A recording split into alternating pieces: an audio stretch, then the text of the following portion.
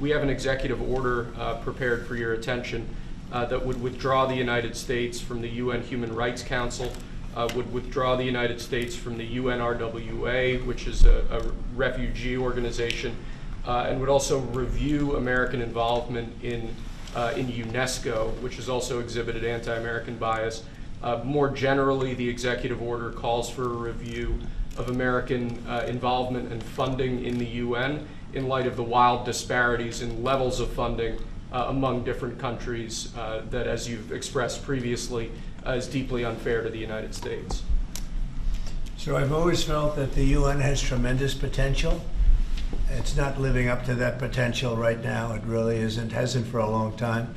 It has, there are great hopes for it, but it's not being well run, to be honest, and they're not doing the job. A lot of these conflicts that we're working on should be settled, or at least we should have some help in settling them. We never seem to get help.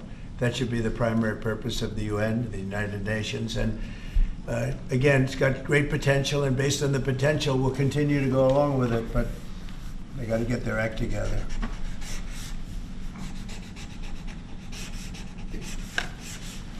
What would they need to do, sir, to get their act together? Well, you got to be fair to countries that deserve fairness.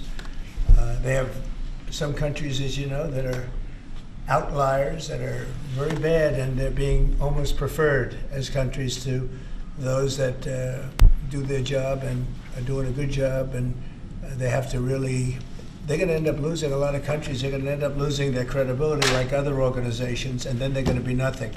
The potential of the United Nations, and not everybody agrees with me on this, the potential of the United Nations is fantastic if properly run.